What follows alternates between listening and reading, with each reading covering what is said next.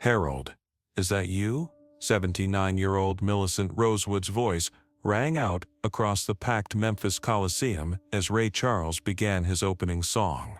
From her front row seat, the Alzheimer's patient was staring at the stage with tears in her eyes, convinced she was seeing her late husband, who had passed away 5 years earlier. The date was October 15, 1976, and Ray Charles was performing at one of his most anticipated concerts of the year. The Memphis Coliseum was filled to capacity with 12,000 fans who had come to hear the legendary musician perform his greatest hits. In the front row, Beauregard Beau Rosewood sat beside his mother, nervously adjusting his tie and hoping the evening would go smoothly. Beau had saved for months to buy these premium seats for his mother's 79th birthday. Millicent had been a Ray Charles fan since the early 1950s, and Georgia on My Mind had been the song she and her late husband Harold had danced to on their wedding night in 1954. Despite her advancing Alzheimer's disease, music remained one of the few things that could still reach her, sometimes bringing moments of clarity that had become increasingly rare. "Now, Mama," Beau whispered gently as Ray Charles took the stage. "Remember we talked about this. We're here to see Ray Charles perform. Harold's not with us anymore, but his memory is." Millicent nodded absently, but Beau could see the confusion in her eyes. Dr. Adelaide Thornberry, her geriatrician, had warned him that crowded, stimulating environments might trigger episodes of disorientation. But this concert meant so much to his mother that Beau had decided to take the risk. As Ray Charles seated himself at his piano and began the familiar opening notes of Georgia on My Mind, something magical happened. Millicent's face lit up with a recognition that transcended her illness. For a moment, she was transported back to 1954, swaying in Harold's arms in their small apartment above the bakery where he worked. "Oh, Harold," she whispered, her voice filled with love and longing. "You're playing our song." But as the song continued, Millicent's confusion deepened. In her mind, the passage of time had collapsed. The man at the piano, wearing sunglasses and moving with such familiar grace, looked exactly like her Harold had when he played piano at the local jazz club before the war. The same confident posture, the same way of tilting his head when he played, the same gentle smile. "Harold, is that you?" she called out, her voice carrying across the arena despite Beau's gentle attempts to quiet her. Ray Charles paused mid-verse, his sensitive hearing picking up the elderly woman's voice despite the size of the venue. He had developed an extraordinary ability over the years to distinguish individual voices in crowds, and something in this woman's tone, a mixture of joy, confusion, and desperate hope, made him stop playing entirely. The massive arena fell silent. 12,000 people turned to look toward the front row, where they could see an elderly woman standing up, reaching toward the stage with trembling hands. Her son was gently trying to help her sit back down, his face flushed with embarrassment and concern. "Ma'am," Ray Charles said softly into the microphone, his voice carrying the same warmth that had comforted millions through his music.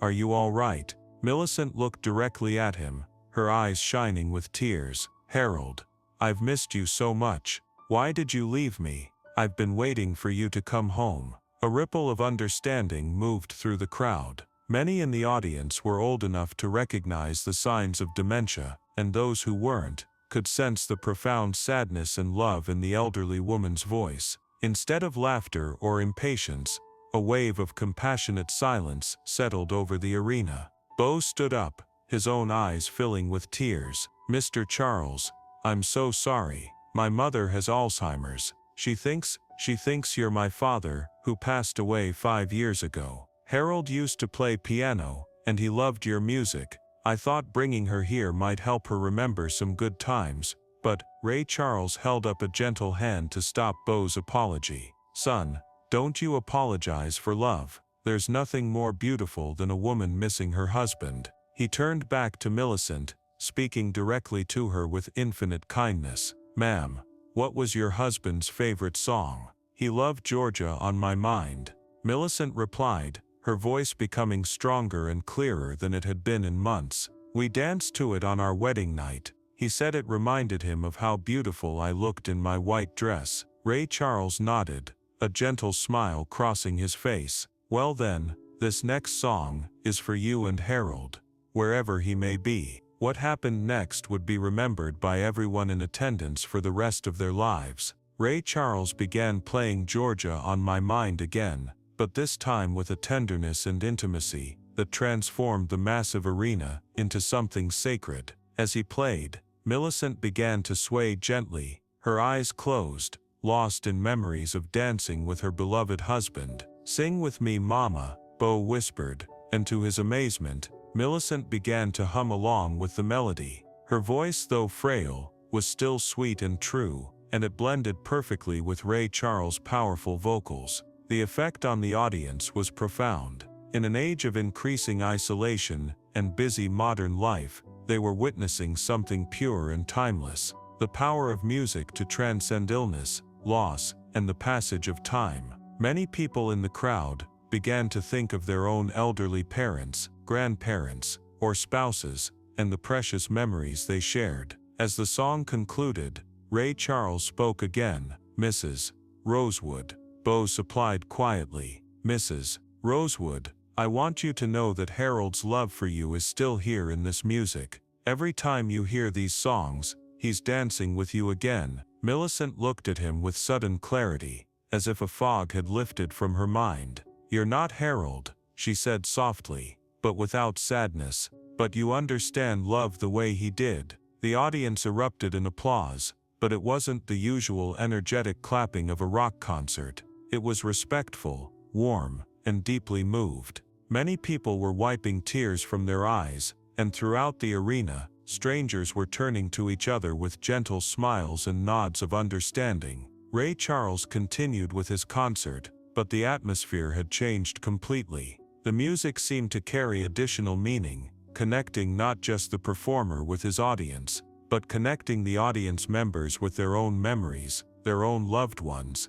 and their own understanding of what it means to love someone deeply. During the intermission, something remarkable began to happen. Throughout the arena, people were reaching for payphones or approaching the few audience members who had brought the recently introduced mobile phones, asking to call their elderly relatives. The sight of Millicent's love for Harold had reminded them of the precious time they had with their own aging family members. Cornelius Blackwood, the venue manager, had been working concerts for over 20 years, but he had never seen anything like this. "It's like that moment with your mother created a wave of, I don't know what to call it, compassion, understanding," he told Bo during intermission.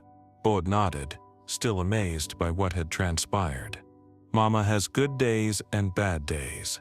Tonight started as a bad day, but somehow Mr. Charles found a way to reach her. For a few minutes there, she was completely herself again." The second half of the concert was equally moving, but Ray Charles made sure to acknowledge Millicent several more times, dedicating "I Can't Stop Loving You" to all the love that continues even after we say goodbye. Each time he spoke to her, she responded with the same clarity and grace, as if the music was creating a bridge across the confusion of her illness. After the concert, as the crowd slowly filed out, many people stopped by Millicent and Bo's seats to share brief words of encouragement and their own stories about elderly family members. An elderly gentleman named William mentioned that he hadn't called his 88-year-old mother in 3 weeks and was going to phone her as soon as he got home. A middle-aged woman named Patricia said the evening had reminded her to be more patient with her father, who was showing early signs of dementia. Ray Charles himself, guided by his assistant, came down from the stage to meet Millicent personally. "Mrs. Rosewood," he said, taking her hand gently, "thank you for reminding all of us what love looks like." "Thank you for playing Harold's song," she replied, with perfect clarity. "I know he would have loved to meet you." As they prepared to leave the arena, Bo noticed that his mother seemed more alert and present than she had been in months. The combination of the music, the attention, and the loving response from thousands of strangers seemed to have awakened something in her that medication and therapy had been unable to reach. "You know, Mama," Bo said, as they walked slowly toward the exit. "I think Harold was here tonight after all. Not the way you first thought, but in the way Mr. Charles played that song just for you." Millicent squeezed his arm and smiled. "Harold always said music was the language of love." Tonight I remembered what he meant. The impact of that evening extended far beyond the concert hall. In the days that followed, the story spread throughout Memphis and beyond. Local newspapers picked up the story, not as a human interest oddity, but as a reminder of the importance of treating elderly people with dignity and recognizing that behind every case of dementia is a person with a lifetime of love and memories. Dr. Adelaide Thornbury. Millicent's geriatrician was so moved by Bo's account of the evening that she began incorporating music therapy more systematically into her practice. She found that many of her patients responded to familiar songs with the same clarity that Millicent had shown that night. The ripple effects continued for months. The Memphis Coliseum began hosting special memory concerts designed specifically for families dealing with Alzheimer's and dementia.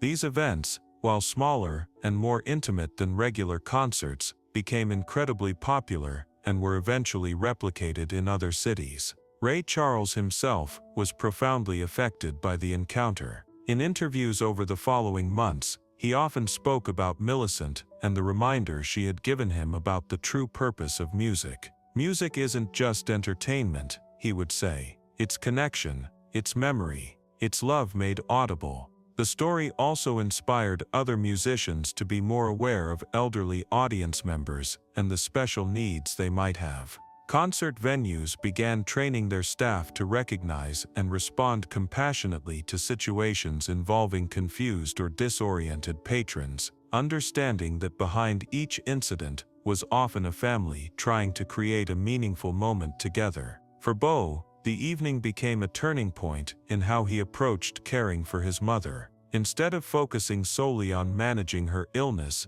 he began to look for ways to connect with the person she still was beneath the confusion. He started playing Harold's old jazz records more often, and found that music consistently provided windows of clarity and connection. Millicent lived for 3 more years after that concert, and while her condition gradually worsened, Bo made sure that music remained a constant in her life. On difficult days, he would put on Ray Charles recordings, and almost invariably, she would become calmer and more present. When Millicent passed away peacefully in 1979, Bo made sure that "Georgia on My Mind" was played at her funeral service. He also established a small memorial fund in her name to support music therapy programs for Alzheimer's patients. Inspired by the profound connection he had witnessed that night in Memphis, Ray Charles continued performing for many more years, and he never forgot the lesson that Millicent Rosewood taught him about the power of music to transcend illness and connect hearts across time.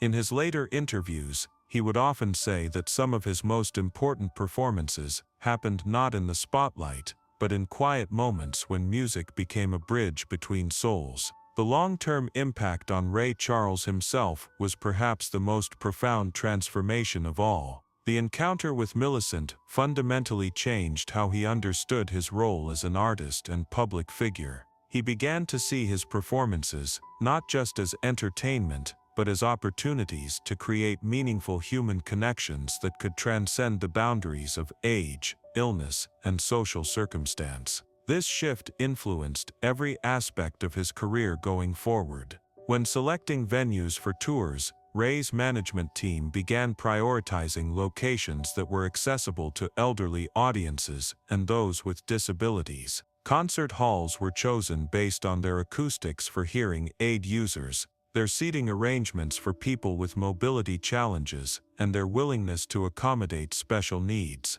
The changes weren't just logistical, they were philosophical. Ray Charles began structuring his concerts to include moments of quiet reflection and connection alongside the high-energy performances his audiences expected. These interludes became opportunities for genuine interaction with audience members, often resulting in spontaneous moments of beauty and emotional depth. Music critics initially didn't know how to respond to these changes. Some worried that Ray Charles was becoming too sentimental or that his concerts were losing their edge. But audience responses told a different story. Ticket sales increased, particularly among older demographics, and fan mail revealed that people were having profoundly meaningful experiences at his shows. A review in Rolling Stone from 1978 captured the transformation. Ray Charles has always been a master of emotional connection through music. But something has changed in his live performances.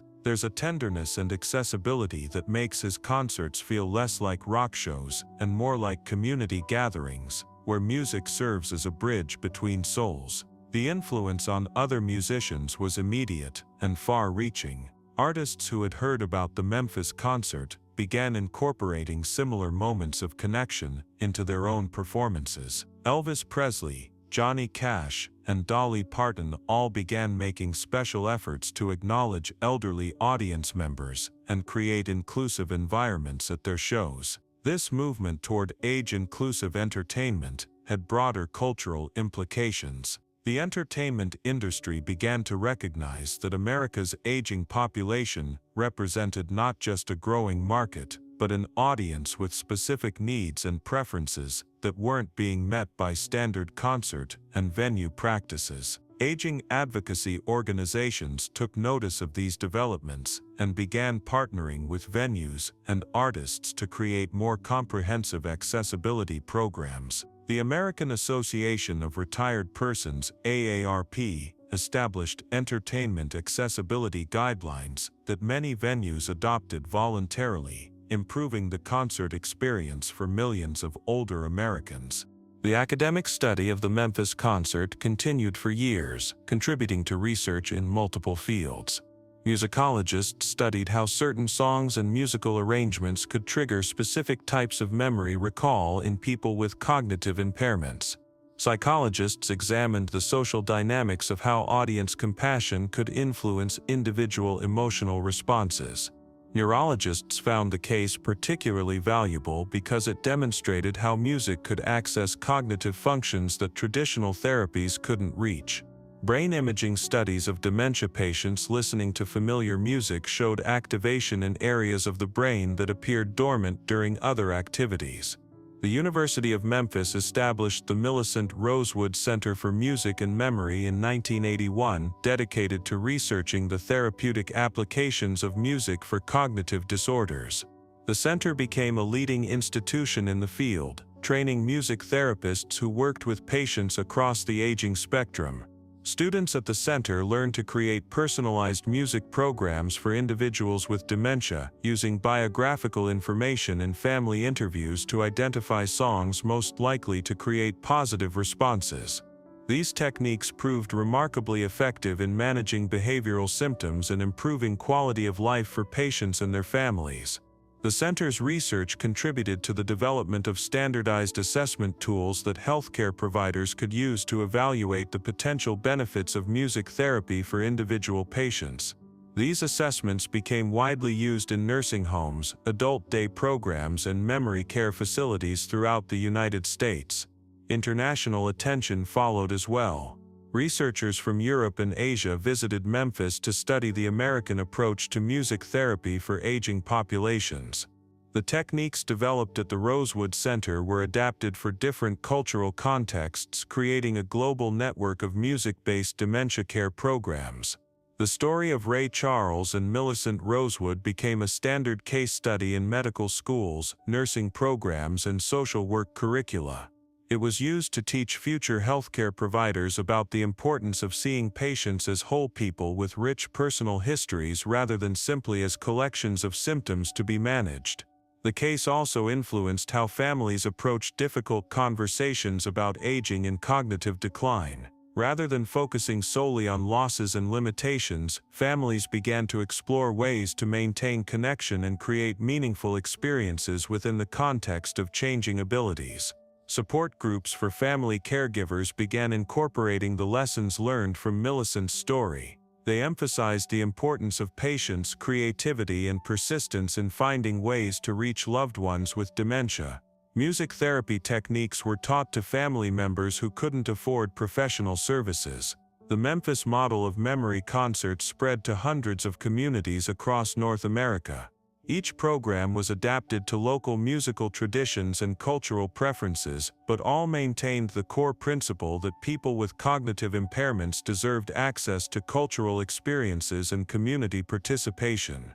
These concerts became more than entertainment. They served as social events where families dealing with similar challenges could meet and support each other. Informal networks developed around the concerts, creating communities of care that extended far beyond the performance venues. Ray Charles continued to perform memory concerts throughout the remainder of his career, always dedicating at least one song to Millicent Rosewood and the lesson she had taught him about the enduring power of love. These performances were among his most requested and most personally meaningful engagements. The financial impact of the accessibility movement was significant as well. Venues that implemented comprehensive accessibility programs saw increased attendance and revenue as they attracted audiences that had been previously excluded from live entertainment. The business case for inclusive programming became undeniable. Insurance companies began recognizing the value of music therapy and related interventions, gradually expanding coverage for these services. This made professional music therapy accessible to families who had been unable to afford it privately, democratizing access to these beneficial treatments. The legacy of that October evening in Memphis continued to influence American culture and healthcare policy for decades to come. By the 1990s, the story of Ray Charles and Millicent Rosewood had become a touchstone for discussions about dignity, compassion, and the treatment of elderly Americans facing cognitive decline. The Millicent Rosewood Center for Music and Memory, established at the University of Memphis in 1981, became an internationally recognized research institution. Its work contributed to fundamental changes in how dementia care was understood and implemented across healthcare systems. The center's research demonstrated that music therapy could delay the progression of certain symptoms, improve quality of life, and reduce the need for pharmaceutical interventions in many cases. By 1985, the center had trained over 500 music therapists who went on to establish programs in healthcare facilities throughout North America. These professionals carried with them not just technical skills but a philosophy of care that emphasized the personhood and dignity of every individual, regardless of their cognitive abilities. The research conducted at the center also influenced federal policy. In 1987, Congress passed the Alzheimer's Disease and Related Disorders Act, which included provisions for funding music therapy and other creative arts programs in Medicare-certified facilities. The legislation specifically cited the Memphis research as evidence for the therapeutic value of music-based interventions. The economic impact of these policy changes was substantial. Healthcare facilities that implemented comprehensive music therapy programs reported reduced costs associated with behavioral management medications and decreased incidence of agitation among residents.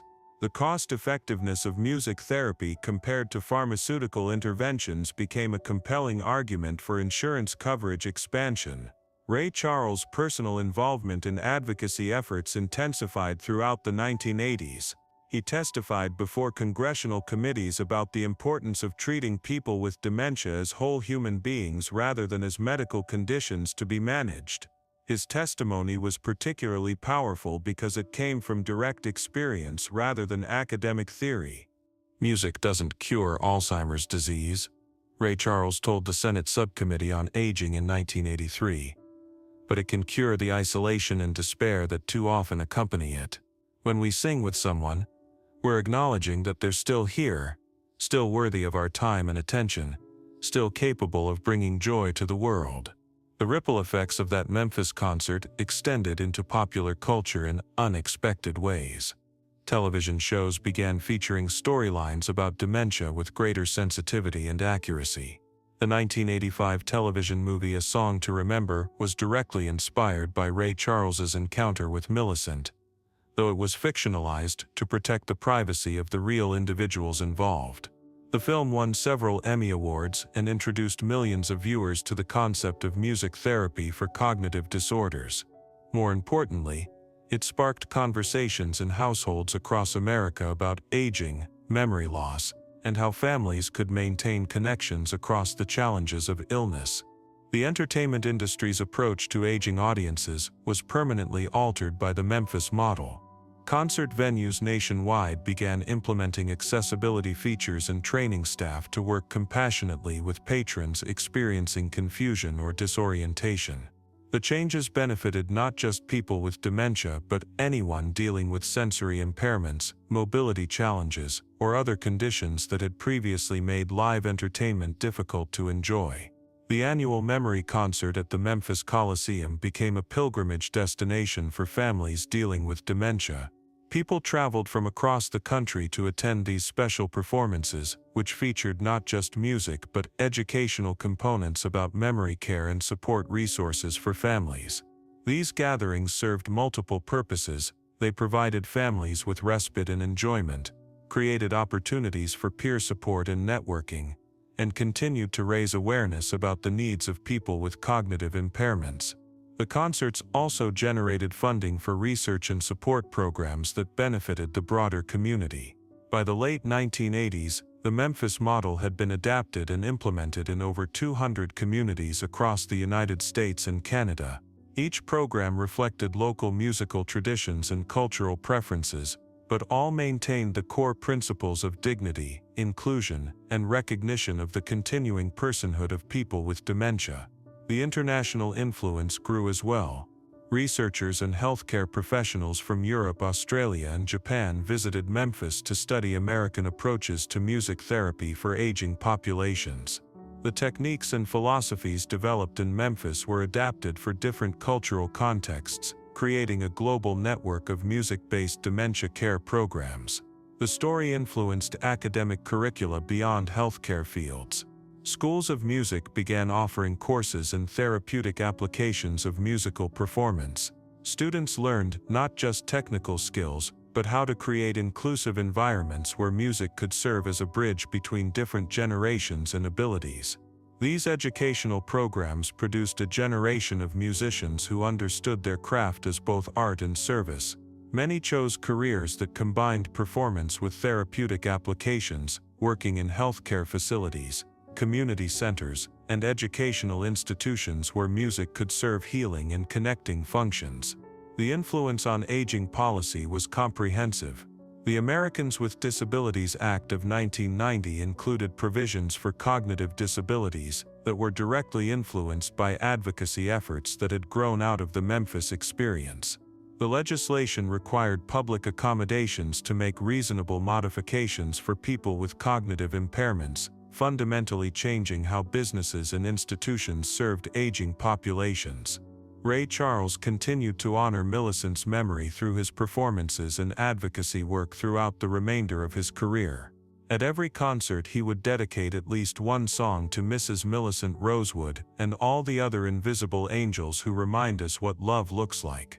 These dedications became treasured moments for audiences, creating space for reflection and connection within the excitement of live performance.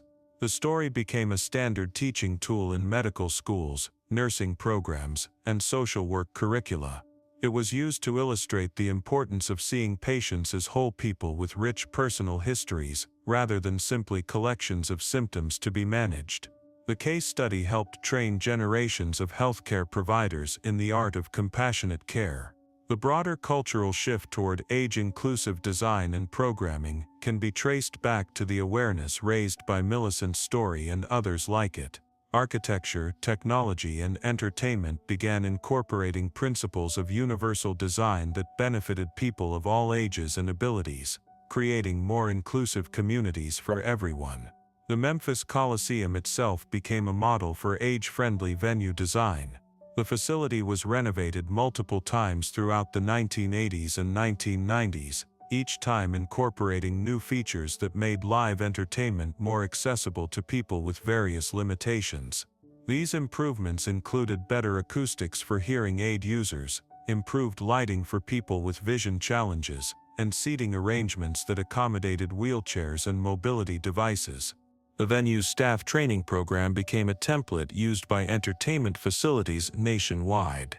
Employees learned to recognize signs of confusion or distress in patrons and respond with compassion rather than security measures. This training reduced incidents and created more welcoming environments for families dealing with cognitive challenges. The economic benefits of age-inclusive programming became increasingly clear throughout the 1980s and 1990s. Venues that implemented comprehensive accessibility programs consistently reported higher attendance and customer satisfaction ratings. The business case for inclusive design became undeniable as America's population aged and the market for age-friendly entertainment expanded. The personal transformation experienced by Beau Rosewood continued long after his mother's passing. His role as an unintentional advocate for dementia awareness led to speaking engagements across the country, where he shared not just the story of that remarkable evening, but practical insights about maintaining dignity and connection in the face of cognitive decline. Beau's presentations became particularly valued by healthcare professionals because he offered the perspective of a family caregiver who had navigated the challenges without professional training. His emphasis on patience, creativity, and persistent love resonated with audiences who were struggling with similar situations in their own lives. The speaking circuit also connected Beau with researchers who were studying the long-term effects of music therapy on dementia patients. His detailed observations about his mother's responses to different songs and musical experiences provided valuable data that contributed to more sophisticated understanding of how music could be used therapeutically. In 1989, Beau co-authored a book with Dr. Adelaide Thornberry titled When Music Becomes Medicine: A Son's Journey Through Alzheimer's Care. The book combined Beau's personal narrative with Dr. Thornberry's clinical expertise, creating a resource that was both emotionally supportive and practically useful for families facing similar challenges. The book became a bestseller, but more importantly, it generated thousands of letters from readers who shared their own stories of using music to connect with family members experiencing cognitive decline. These letters revealed that the Memphis concert had inspired countless individual experiments with music therapy that were happening in homes across America. Ray Charles's own family life was deeply influenced by his experience with Millicent. As his own mother aged and began showing signs of memory difficulties, he applied the lessons he had learned about patience and creative communication. His approach to caring for aging family members became a model for others in the entertainment industry. The influence extended to Ray Charles's business decisions as well. He began structuring his touring schedule to include more performances in communities with large elderly populations. These concerts were specifically designed to be accessible and comfortable for older audiences, featuring afternoon showings, simplified venue layouts, and musical selections that emphasized the nostalgic repertoire that connected most powerfully with aging listeners. The revenue from these specialized concerts proved that there was a substantial market for age-inclusive entertainment. Other performers began following Ray Charles's lead, creating touring packages specifically designed for older audiences and the families who cared for them. The broader entertainment industry took notice of these demographic trends. Television networks began developing programming specifically for older viewers, recognizing that this audience had been underserved by youth-oriented content. The success of shows featuring older performers and nostalgic music can be traced back to the awareness raised by stories like Millicent's. The influence on healthcare policy continued to expand throughout the 1990s. The Older Americans Act was reauthorized multiple times with enhanced provisions for creative arts programming in senior services. These policy changes made federal funding available for music therapy programs in community centers, adult day programs, and other settings that served aging populations. The cumulative effect of these policy changes was substantial. By 1995, music therapy services were available in over 3,000 healthcare and social service facilities nationwide, serving hundreds of thousands of people with dementia and their families. The Memphis model had evolved into a comprehensive national infrastructure for music-based dementia care. The international influence continued to grow as well. The World Health Organization recognized music therapy as a beneficial intervention for cognitive disorders, leading to its adoption in healthcare systems throughout Europe, Asia, and Australia. The techniques pioneered in Memphis were being used to help people with dementia in dozens of countries. The story serves as a reminder that beneath every case of illness or aging is a person with a full life of love, dreams, and relationships. It demonstrates how a moment of genuine compassion and understanding can create ripples that extend far beyond the original encounter, inspiring others to treat elderly and vulnerable people with greater dignity and care.